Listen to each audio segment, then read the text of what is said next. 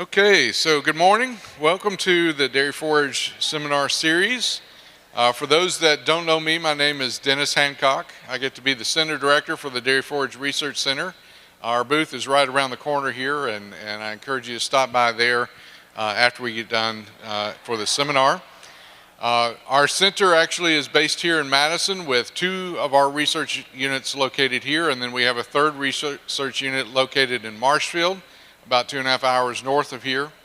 Our focus is on, we jokingly talk about it as from everything from crop to plop. It covers everything from the soil and the forage production through the animal and understanding the animal production system and the animal physiology for that matter, and then also covering the manure management and environmental impact of the dairy industry. So we encourage you to check out our booth, our website, and learn more about some of our research that we have ongoing there. It's our pleasure to be part of the World Dairy Expo to bring the Dairy Forage Seminar Series to you. And we often feature some of our own speakers, but we also feature a lot of folks from around the country. But for today, we actually have someone very close to home from the University of Wisconsin in Madison. Dr. Marta Kohmann is the forage specialist, and I always butcher her exact title, so I'll give her a chance to give it precisely here in a moment. But as a former forage extension specialist, I'm just in the habit of calling you a forage specialist. So, but in any event, Marta's been here almost 2 years, right? So really beginning, she hasn't quite mastered the Wisconsin accent yet, but working on that still yet. But I think she's really learned to love cheese curds and the beer. So. But with that, I'll turn it over to Marta, and she's going to talk about what's new with some of our alfalfa production systems. So Marta, come on up. Thanks for being here today.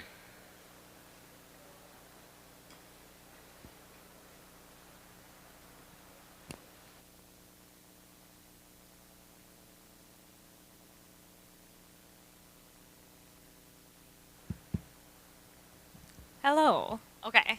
Seems like it's working. But yeah, can I?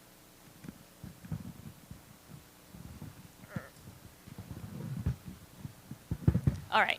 Can you hear me if I stand right here? Okay. Good morning, everyone. I am Marta Kohmann. I'm the Forage Systems Agroecology Specialist, which that's my whole title. I've been here, as Dennis mentioned, just for a couple of growing seasons. I really am enjoying my life here in Wisconsin a lot, so I was very excited to come and talk to you about what's new in the alfalfa production systems here. And just before we start, a couple of things that I wanted to remind us. Number one is that if you need to sign up for credits, there is a sign-up sheet in the back. Dennis is holding that up for us. Also, there are a lot of pictures in my presentation. If you see someone's name on it, that's because that person took the picture. I always try to give people credit for that. And as I'm presenting some of the work that we're doing and some of the things that we have been thinking about, you might see some numbers on phrases. So that's because that is referencing someone else's work. And then at the very end of the presentation, if you're feeling super studious and you want to give a little bit more of a read, you can track that back according to the numbers. There are some people also who have the printed slides, so if you haven't gotten your copy yet, you can raise your hand and they will give it to you. Also, since this is an international event, I am presenting a lot of the data in both the imperial system and the metric system, just in case some people feel more comfortable with one or another. So whether you think in pounds and acres or kilograms and hectares, you should be covered. And the last thing I wanted to mention is, of course, there is no way we cannot do good work if we don't have good collaborators. So this is not an exhaustive list, but it's a good list of some of the people who have contributed to my work in the past couple of years. All right.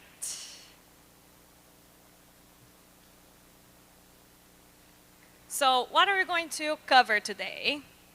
We are going to be looking at advantages and challenges of typical rotation. So I'm going to focus the first part of that section looking at alfalfa nitrogen credits to subsequent crops. And then after that, I'm going to talk a little bit about concerns with herbicide carryover effects going into alfalfa. And after that, I wanted to talk a little bit about alternative alfalfa production systems, and I'm going to focus that on the interseeded system. We're going to talk about some of our larger demonstration plots and what they tell us, and some of the current work that we are doing. All right, so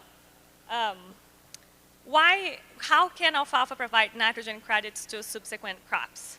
So as a legume, it provides nitrogen through biological nitrogen fixation. Some of you might know that as symbiotic nitrogen fixation. So basically for that to happen, we have nitrogen in the atmosphere, and that is fixed by rhizobia in association with legume plants. Now, one thing that is important to think about is that that nitrogen in the atmosphere, those two nitrogens are holding to each other very, very strongly. So in terms of energy, this biological nitrogen fixation is actually one of the most expensive reactions that exists. It's very dependent on environmental factors. So we know that molybdenum, sulfur, and iron are important to maintain in the soil in terms of providing enough of those minerals for the rhizobia that is fixing that nitrogen. And we also know that as we apply nitrogen inputs to the soil, that tends to reduce the nitrogen fixation in legumes. And that is very much attached to the amount of energy that is required to do nitrogen fixation. It just costs a lot to the plant to provide that energy to the rhizobia. So if there is available nitrogen in the soil, those legumes are going to choose to use the soil nitrogen that's cheaper in terms of energy compared to biological nitrogen fixation. So another thing that really helps in terms of the alfalfa plants to utilize those resources is that alfalfa has an incredible root system. It really helps it explore the soil in terms of water, in terms of nutrients. So that's one of the things that help alfalfa explore nitrogen that exists in the soil. So how much nitrogen does alfalfa fix every year? That can vary between 50 close to 400 kilograms of nitrogen per hectare, which is between 50 and 350 pounds of nitrogen per acre per year. So quite a wide variation, but we can get to really high values. All right, so how will alfalfa provide nitrogen credits to subsequent crops? So the first thing I wanted to mention is that alfalfa doesn't love sharing resources very much.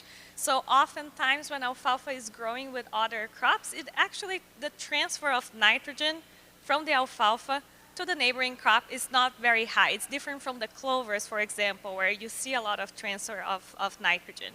So I'm going to focus here on what happens when we terminate the alfalfa stand to the subsequent crop. So typically when we're estimating these credits, we are looking at legume stand. So in this case alfalfa, we terminate it. And in the following crop, we established a non-legume crop. So either corn or wheat or another crop that doesn't fix nitrogen. And then to test whether or not there is sufficient nitrogen credits, we apply to that subsequent crop either no nitrogen or very high doses of nitrogen, and we see how the crop responds.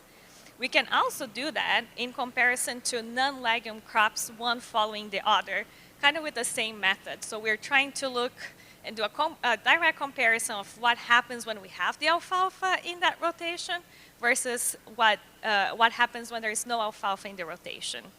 And there are different methods to estimate it. There are two basic methods to estimate. They're both very similar. The traditional just focuses on nitrogen, and the difference focuses on the economical optimum nitrogen rate. So most of the most modern work is done with the difference method, because we're trying to look at really economically what makes sense in a production system. So let's take a look at one of the works that was developed in Minnesota. So this work was looking at nitrogen credits from alfalfa stands. Those were 1, 2, or 3 years. The nitrogen credits were accounted for 1 year for corn grain after that. And this was done in 2 different locations. And the most important part about this that I really want to get your attention to is that those 2 locations had different soil types. So if you were here yesterday and you listened to Scott Newell's talk, he talked a little bit about nitrogen credits and how they are related to stand quality, right? So let's take a look at the data here. So again, you're seeing two graphs. You're not seeing double. You're just taking a look at 2 different unit systems. So if you use English system, you're going to be looking to the graph on the left. So here I'm pointing out on the y-axis is the amount of nitrogen per area on the stand that was terminated.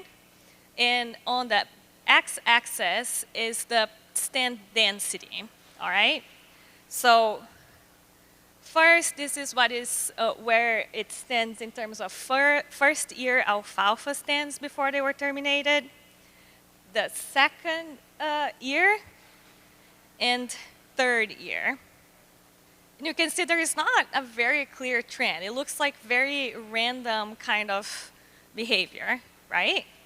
So let's change the way that we are representing this a little bit. So we're still looking at nitrogen amount per area on the y-axis, but we're looking at biomass in the x-axis.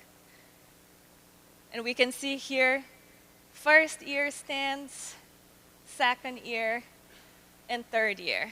Can you see a trend on this graph? Much better, right?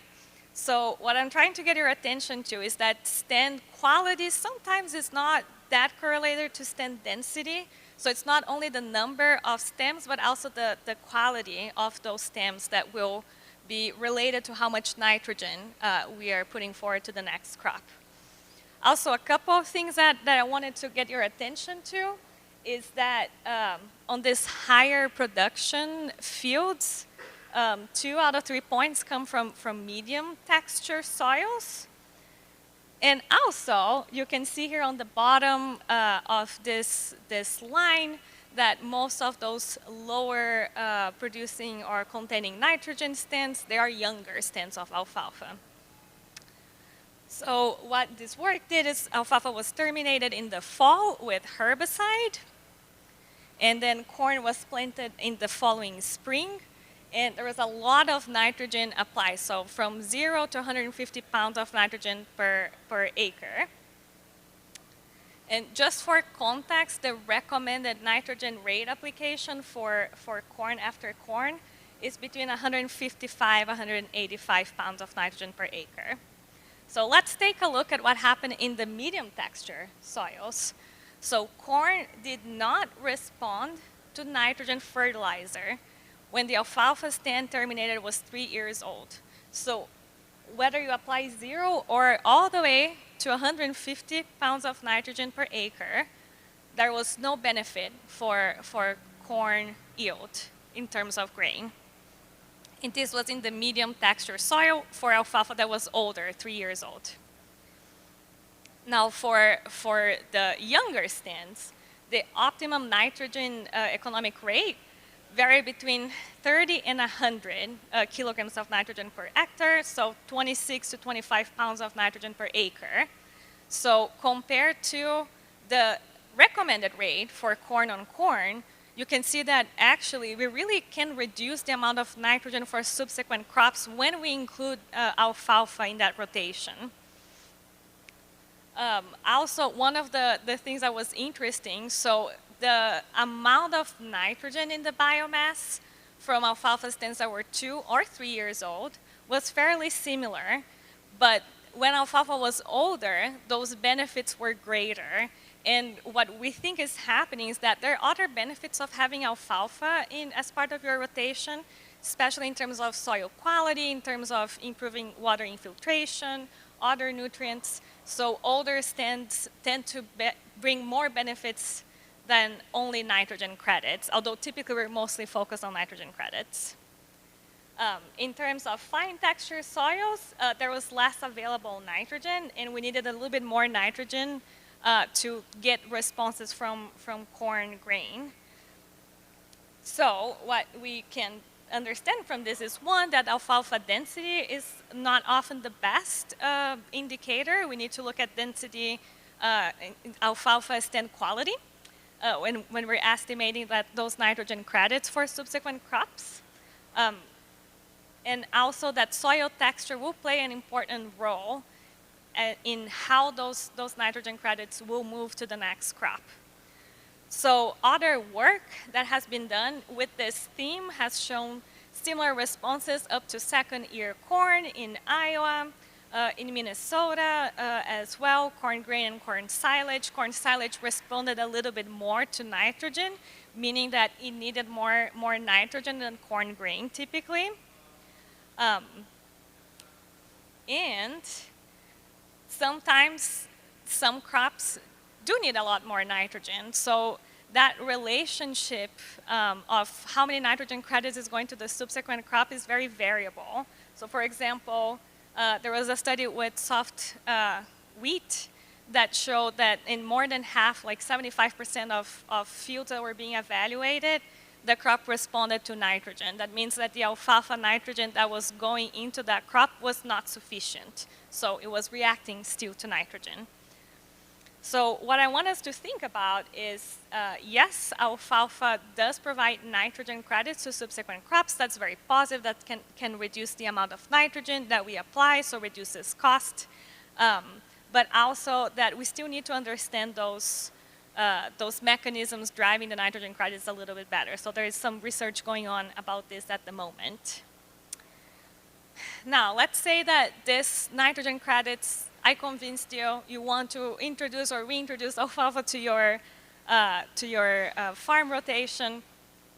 One thing that we are looking at into alfalfa and corn rotation, and this is in collaboration with Dr. Mark Renz and our student Arthur Franco, is the herbicide carryover effect. So when I say herbicide carryover effect, what I'm talking about is herbicide that's applied to corn, and the effect of that herbicide is strong enough the following year that it can reduce the alfalfa establishment. And one of the concerns with that is as weed resistance to glyphosate has increased over time, more of these residual herbicides have been used and a little bit later in the season. So that's one of the reasons why that became a concern for us. And just for context, work in other states have shown that even at recommended rates, sometimes herbicides can have a negative effect on alfalfa following the corn. So some of the current work that we are doing here in Wisconsin involves work at two locations, at Arlington, which is not too far from here, and at Lancaster, which is southwest Wisconsin. And we are looking into applying those herbicides to the soil. We collect that soil and we run bioassays in the greenhouse. We're actually also doing some field work on it when we apply those herbicides to the soil, and then we plant alfalfa in the following spring. And we just finished the first season. So this is how the bioassays look in the greenhouse. And some of the work that we are doing on field work collection involves above ground and below ground biomass collection, but we're still crunching the data, so I'm going to focus on the data from the greenhouse bioassays. So this is what we thought. I'm only going to show 3 herbicides for this, just for the sake of time, but I think we evaluated 17 at Arlington and 18 in Lancaster. So we're really looking at a combination of different active ingredients and different levels of application. And this graph here is showing what was the above ground biomass from the bioassays. So basically, we applied the herbicide to the soil, we collected it, we planted alfalfa in the greenhouse, and we let it grow for around 50 days, 55 days. So if you can see here the control, so we have some soil that didn't have any herbicide applied to it, and 2 herbicides, Resicor and SureStar 2. So you can see that they're followed by the same letter A. So this means that herbicide had no effect in above ground biomass. We also collected below ground biomass. And what we can see here, again, no effect of herbicide, which was reflected on the total biomass. And these were soils from the Arlington location. So we had very little concern about soil-borne diseases, such as aphanomyces and others. Now, I'm going to shift and show results for the same treatments, but from Lancaster. So again, we have control, we have the 2 herbicides underneath, and we can see that control had a greater above ground biomass compared to the alfalfa that was growing with the herbicide treated soil. And we can see that that difference was significant. That's why they're followed by different letters right there. Very similar in terms of the below ground biomass and total biomass. So the thought here is that at the Lancaster location, we actually had quite a bit of disease incidence. We actually sent some samples to some colleagues of ours at USDA, and we had aphanomyces and a number of other diseases. So one of the things that we are taking from this is there is an interaction in terms of stress for alfalfa growth and establishment. So if we have just a herbicide, that might not be sufficient stress to reduce establishment of alfalfa. But once we start adding more layers of stress, including disease, then that can really enhance the issues we have with establishment. So with that in mind, if you are concerned about possible effects of herbicides that you apply on corn, on subsequent alfalfa, we can look at the plant back interval on the label of the herbicide. So we actually created a tool on our website. So if you go at the Extension Crop and Soils website, you can navigate in the forage section to this alfalfa herbicide rotation restrictions. If you scroll all the way down, you're going to find this list here where you can download some of the herbicides that are used in corn, soybean, and wheat, and what is the plant back interval for that. So that is listed either in terms of months or days or weeks, or also if there is any additional comment to that, because sometimes the plant back interval is estimated in time, but is also associated, for example, with rainfall. So the plant back interval might be a number of weeks if that number of weeks represent at least this many inches. So you can find that list nicely organized for you so that you can check the label for that. So the take-home message is that the label is the law, so always looking at the original plant back intervals on the label is very helpful. We also know that there is some interaction, again, with herbicide carryover and other sources of stress.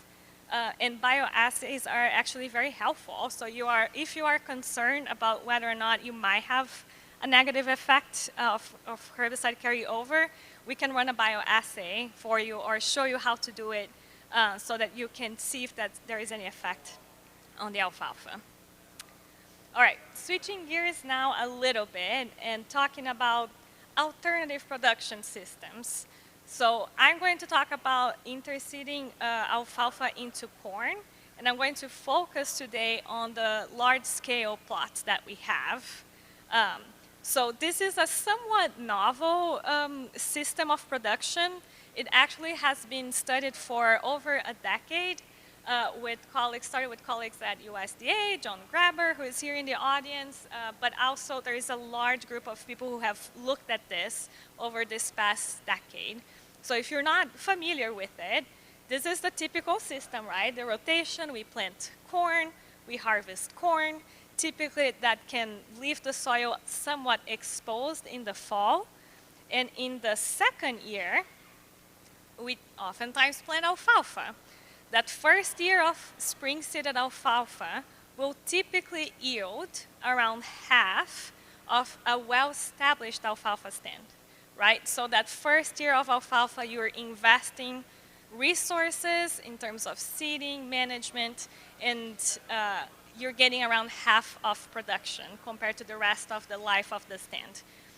Now, in the interseeded system, you're actually planting alfalfa and corn together on that first year.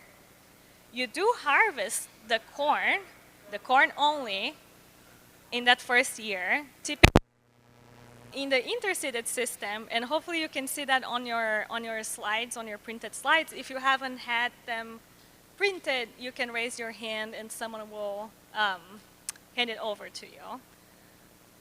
So on the interseeded system, you plant corn and alfalfa together. You will harvest corn in that first year. So in the fall, you basically have quite a bit of soil protection from that alfalfa stand. You have around 40 to 50% soil cover. And in the second year of this system, you actually start as a fully established alfalfa stand. So basically what we're doing is you're bypassing that first year of low production alfalfa. You start, first year you harvest corn, second year you start with a fully established alfalfa stand. Are you guys able to follow with the slides? Yeah? Okay. So a couple of things that I wanted to also get your attention to in this system is, as my colleague John likes to say, we already made a lot of the mistakes during those 10 years of studying the system. So a couple of things that we did learn are, one, that we need to seed the corn at a lower seeding rate. And that is because we need to get a little bit more light to that alfalfa stand. Okay. And also that the choice of alfalfa and corn combination is really important.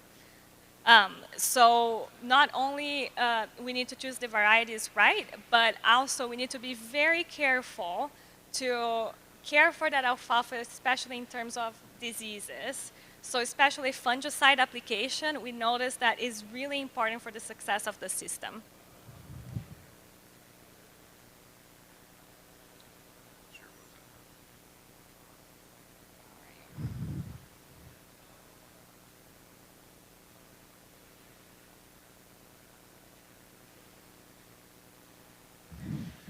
Okay, I'll just keep presenting. We'll see if the projector starts working. So if you are interested in additional information on this, I'm not going to give you like the whole explanation of the system because that's available from last year's presentation.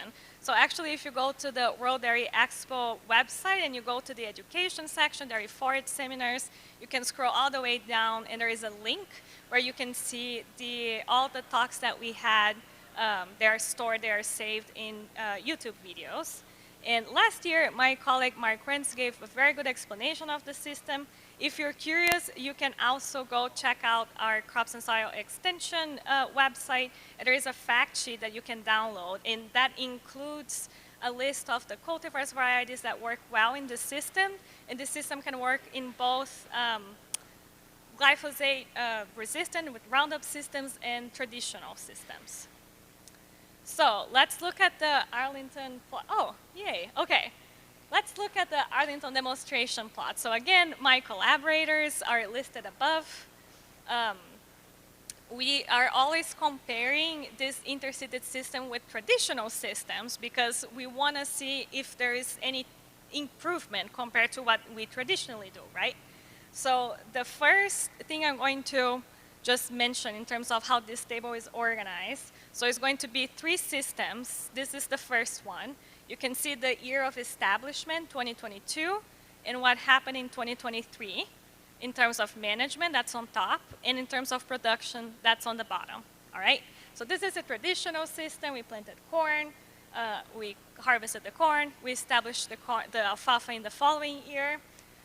Corn silage production was just above 7 tons of dry matter per acre, and we got 3 cuts of alfalfa. So total dry matter summed out of the 2 years combined is just about 11 tons of dry matter per acre. All right, so let's look at one of the interseeded systems. So again, we're planting corn and alfalfa together that first year. You can see there are a couple more management activities required for the establishment. This one has a plant growth regulator applied to the alfalfa.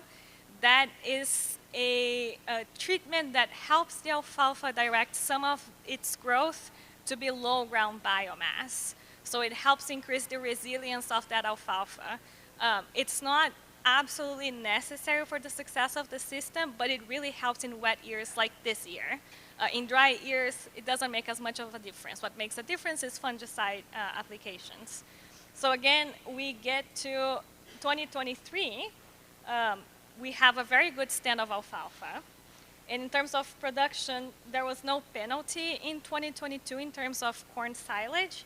And we got to the fall of that first year with quite a bit of soil cover. So that really helps with water quality and erosion control.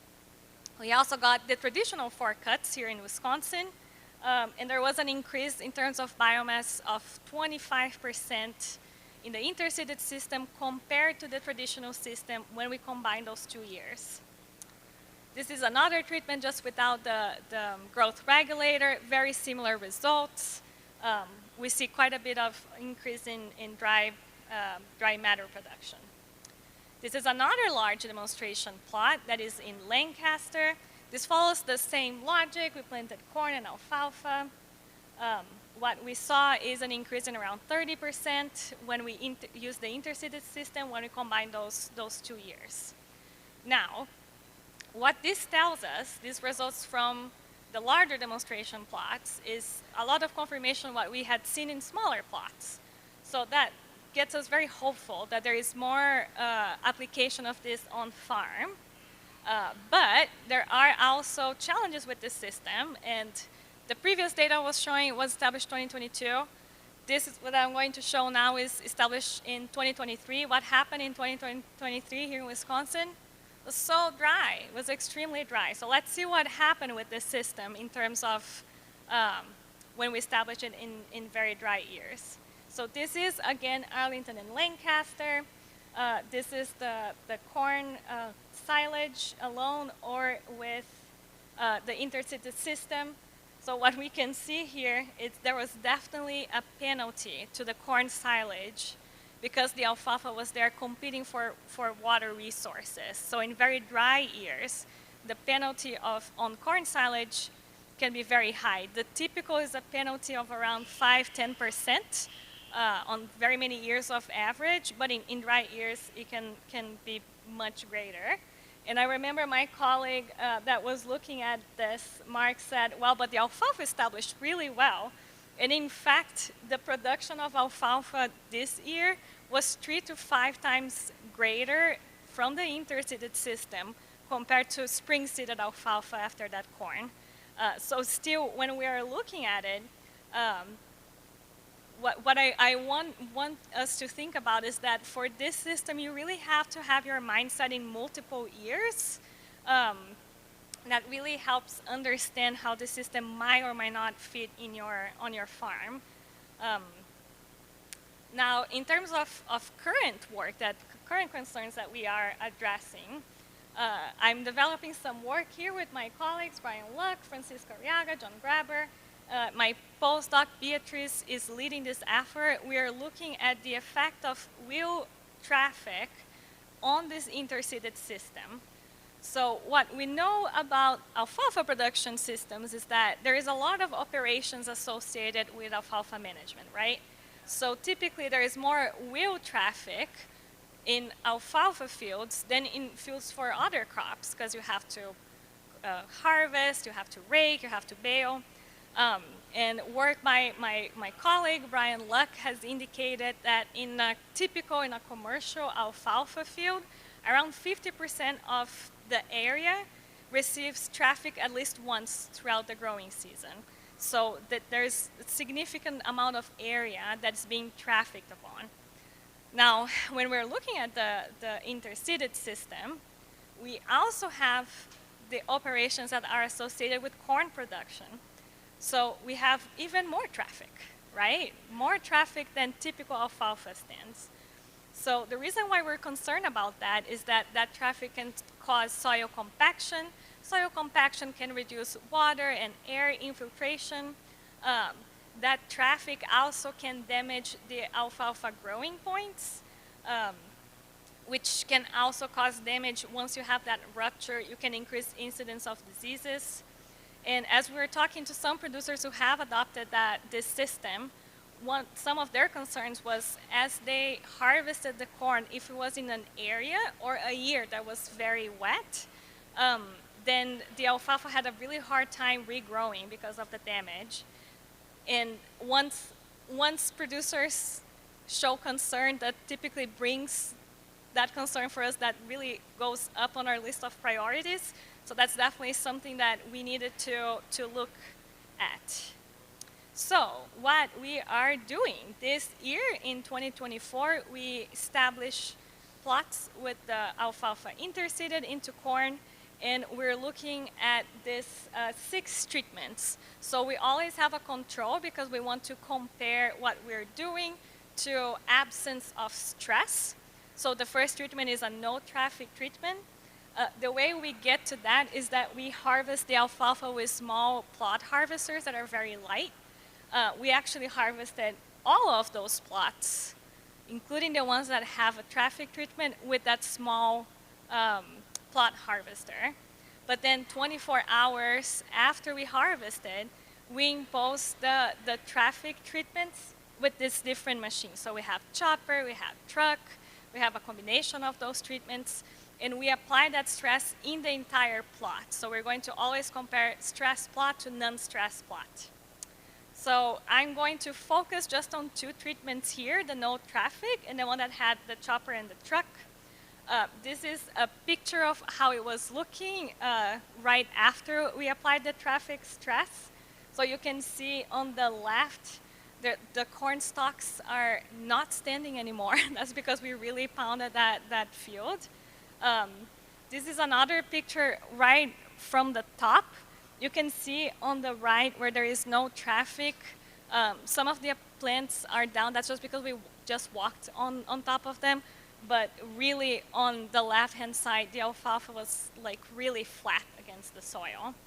So this is typically a little bit lower of an alfalfa stand than what we would expect in typical years. That's because the spring was really, really wet, so that was a little bit difficult to establish. It was very dry at the time of traffic, but what we wanted to do and what I'm going to show here very briefly is how soil health was affected by this traffic treatment. So the way that we are accessing soil health here is we're looking at soil respiration. If you're not familiar with that, soil respiration comes from 2 different sources. One of them is the plant. So the plant root system is respiring, is producing CO2, especially if it's alive and well. And the other source is microorganisms in the soil. Again, a healthy population is a population that is going to respire, produce CO2 nicely. So as I just talked about, when we have a traffic effect, we can damage those plants. So that can affect soil respiration because it will affect the plant portion. But also, as we have compaction, we can reduce the flow of air and water in that soil profile. So that can actually cause a physical impediment to the airflow. So with that in mind, we installed these bases that you can see, those little white circles. We installed 2 in each plot. One of them was on the alfalfa row because we really wanted to capture the plant portion of the effect. And one of them is in between rows, so more focused on the soil effect.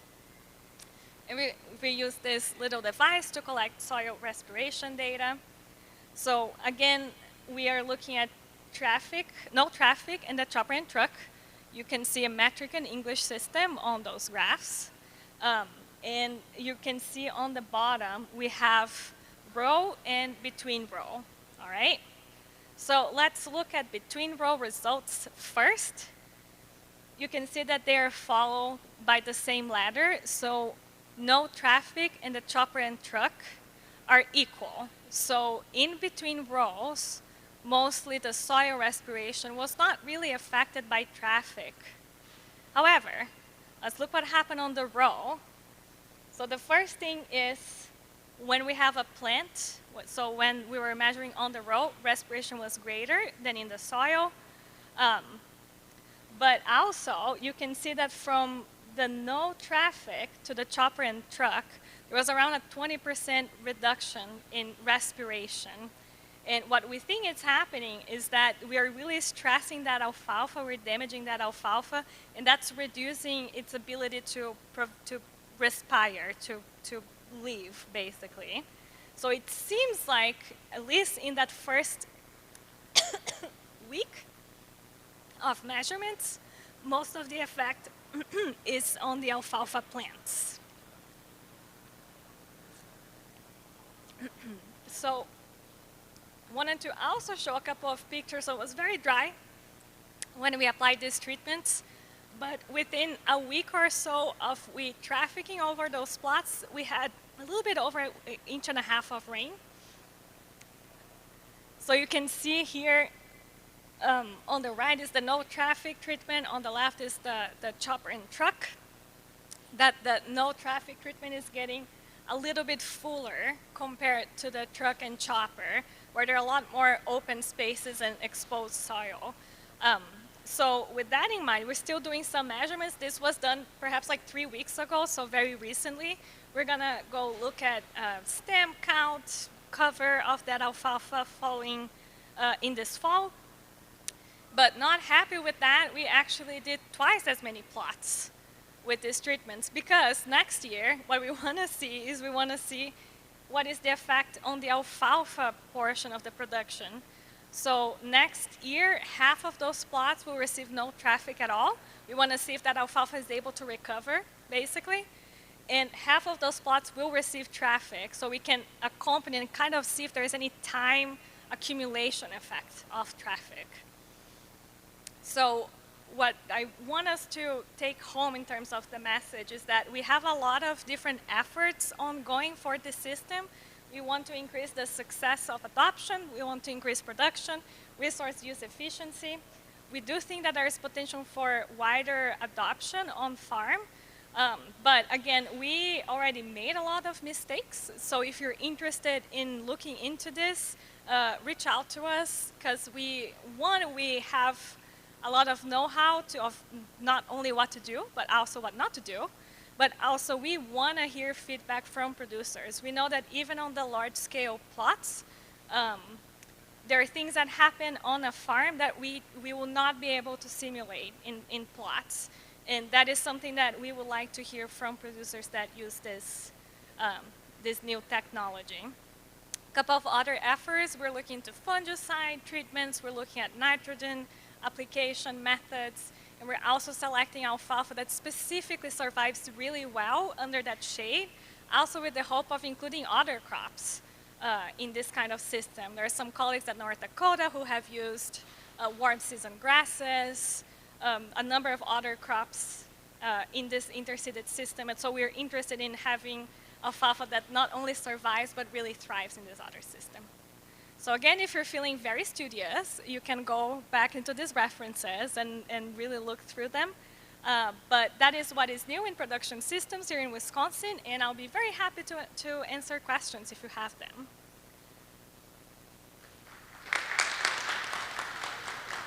All right, thanks, Marta. Sorry for all the technical difficulties while you were speaking, but do we have any questions? And I forewarn you that if you have questions, I hate to do this to you, but I'm going to hand you the mic so that we can record it for the YouTube recording of this presentation. So, any questions? Jim? So, a couple questions related that.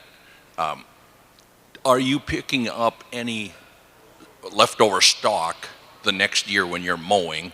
And of course, that's going to vary a little bit with the chopper and all that. And then with that, if you are, or you're seeing that as a potential for that first cutting, should we go in after corn silage harvest and like just roll that field or something to push those stock remains down? Yeah, excellent question. So yes, that first cut of alfalfa the following year typically does capture some of that leftover stalks of corn, but it's around, I would say, like a reduction in 10% quality. I'm looking at John, who has worked with this more. Yeah, I see some agreement. So you do pick up some, but it's only on that first cut, and it's not sufficient to concern me, I guess I would say. There's some reduction in quality, but not much. Relative to going in and rolling those stalks, I think that my initial reaction, and I guess we're going to have more answers next year, but I would like to avoid traffic on that alfalfa stand as much as possible to make sure that it will establish well for next year. My impression is that the trade-off of removing those stalks versus allowing that alfalfa to grow happily it's better to just leave the alfalfa alone. That's my initial reaction to that. Great question. Yeah. Other questions? That was a great one. I know by dragging this microphone out, I've kept you from asking your questions, but Jim's not afraid. Here you go. No, never have been. So in this system, you're kind of relying on the herbicide applications that are compatible with the alfalfa. So have you ever thought about the challenge of non-herbicide capable alfalfas and relying on cultivation or something like that for your weed control in the corn silage? Could we get away with that? Yeah, so cultivation in between the alfalfa lines, is that? What, can you explain a little bit what you meant by cultivation? Well, years ago, we used to have cultivators that went on the front, the middle, or something of the tractor, and that was our method of weed control. Yeah. Within the row.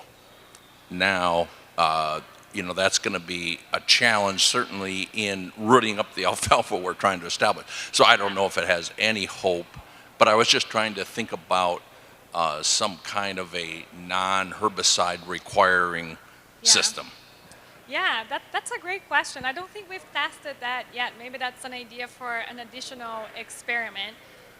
What I will say is, I know some of the work we've done with annual grasses, for example, and their control, the threshold for the alfalfa to regrow, it's high enough that sometimes when you look at the stand, if you have a lot of annual grasses, you can feel a little bit concerned.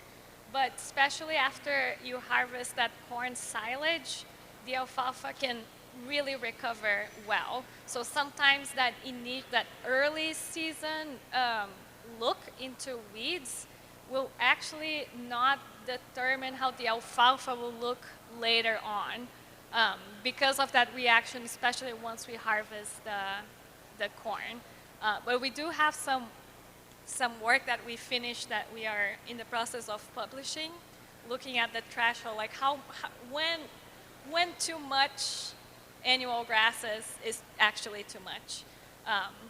But yeah, that's a good point. That's one of the things about this system is, yes, you are managing two crops at the same time, so it does get more complicated. So that's definitely something, as you ease into this kind of production system, to reach out to us, reach out to other producers who have used it, because there's a lot of know-how that definitely helps in the success. Yeah. Other questions? In addition, by the way, to Marta talking about that particular subject, I encourage you to visit with John Grabber over here. He's done a lot of that research in partnership with the team at UW. So, can you raise your hand, John, just so people know who you are? Yeah, there he is. There you go. If Marta's busy with answering questions, pin John down over here and quiz him a little bit. But other questions? All right. Well, so got two quick announcements real quick before we let you go. If you are a CCA and you want to get credit for this, we are going to try to turn these in for credit for CCA certified crop advisors. Number two is if you're interested in learning more about intensive alfalfa production and really knowing the ins and outs of alfalfa production, later this month in Minneapolis, actually, or just outside of Minneapolis at Arden Hills, there will be the Alfalfa Intensive Training Seminar, and I encourage you to check that out on alfalfa.org, alfalfa.org. So if you're interested in that, by all means, visit their website, log in for that, and you will see myself, Scott Newell, who's back there, a number of other folks from around the country that work or have worked, in my case, with alfalfa, to present there. So, with no further ado, let's thank Marta again for her presentation.